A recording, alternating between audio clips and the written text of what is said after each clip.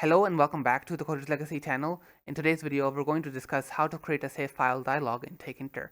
A save file dialog is a special kind of pop-up that appears and allows the user to browse through the file system and pick a file location, a file path where he wants to save some data, okay? Save the data in a file.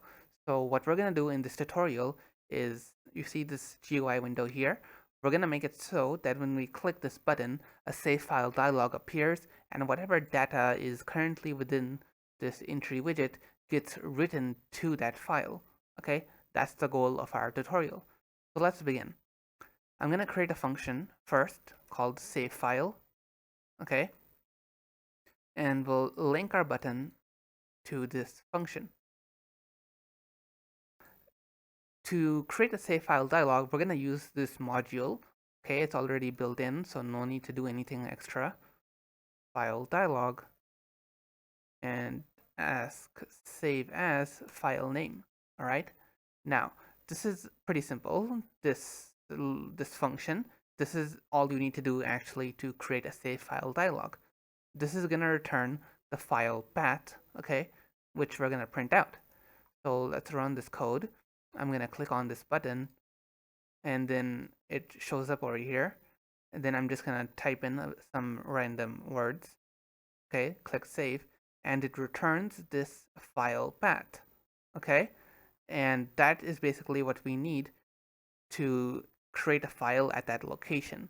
Because basically, this save file dialog doesn't actually save a file. Okay, all it does is allows the user to pick a location where he wants to save that file. The actual saving part is actually up to us. So, but don't worry, I'll show you how to do it. So once we have the file path, all we need to do is file writer. Then I'm going to use the open function where we pass in the file path. Okay, I'll change this to file path.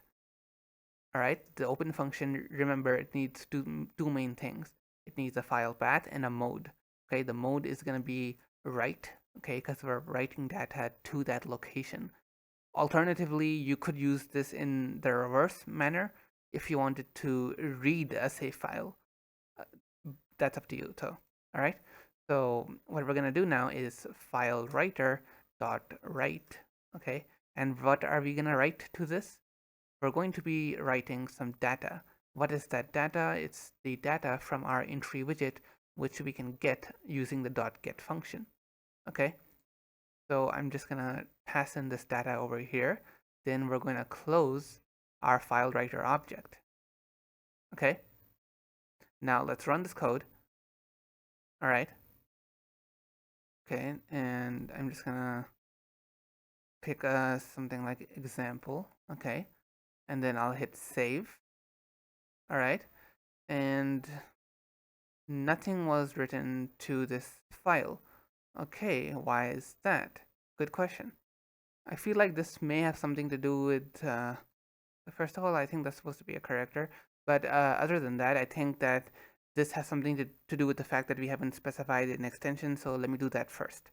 Okay, well, what is the deal with the extensions?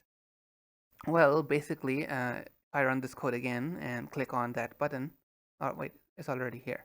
So, okay, so if I click on this, you'll see over here that it says save as type and it's empty. Okay, there's nothing over there. That's because we haven't actually given it any data types. Okay, we haven't specified any file types that the user can pick from. Okay, so what I'm going to do is specify those. You need to declare a list, and within this list are tuples with two values. One, a label, okay, the label that the user is going to see, and second is an extension. Okay, we're going to do steric.txt. The steric basically implies a regex pattern where we can have an arbitrary number of characters before this extension. Okay, but for those of you who don't know regex, basically just assume that this is the format of declaring an extension. Okay, and then I'm just going to declare one more just randomly, just to show you guys some examples.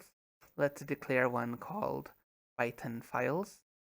Okay, then .py, And let's do one more, which I think is kind of important to discuss. All files. You guys may have seen this often when navigating the file browser. Okay. And what we're going to do here is change the extension to asterisk, which means that any extension is allowed. Okay. On this setting. Now we're going to pass this in over here. Okay. And while we're at it, let me just show you that you can also change the title. Okay. Custom save title. Okay, and the title shows up over here, by the way. Okay, top left. Now, look here. You can see that the Python files that were here earlier have disappeared. That's because we're now filtering by the first type. Okay, the first type that we had selected. Okay, which is .txt. So if I change this to .py, the Python files appear. If I change this to all files, then all of them appear. Okay, so it turns out I made a dumb mistake where I actually forgot that we were writing the data that we entered to our entry widget, and we did not enter anything to our entry widget. So let me just do that. Okay, and then I'm going to say my file again. Okay, save, and then I'll open up my file over here. Okay, and there we go. It says random text. So basically, that's what we just did. We opened up a save file dialog and then wrote some text to it.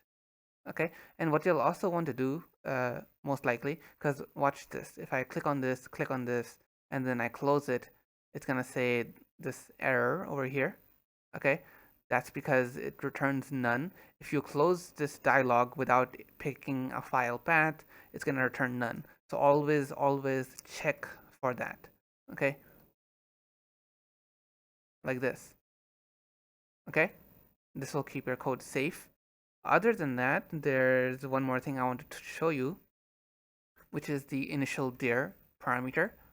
Initial dir controls where it initially shows up. By default, on Windows at least, because the behavior can vary from operating system to operating system, but on Windows at least, the pop-up shows up in the the folder where the Python file is located. So this save file dialog of mine, .py file, let me just expand this a bit. This is where my save file dialog appeared. Okay. Now, if you want to change that, you can do something like C over here. Okay. Now, when I run this, it's going to show up in C drive. See? And if by any chance, and why am I getting that error anyway? Is it because it's an empty string? Oh, yeah. Okay, cool. Okay, so back to where we were. If you're on Linux or something or Mac, I'm not sure about this, but if it doesn't show up in your root directory, what you want to do is put a dot over here, okay, and that will make it show up in the root directory, okay. And yeah, so that's pretty much it. I think that's about it for this video. If you want to see more content like this in the future, I think we can make a video on loading files as well if you want to. And if I do that, I'll leave a link in the description below. Okay, so yeah, see you guys in the next video.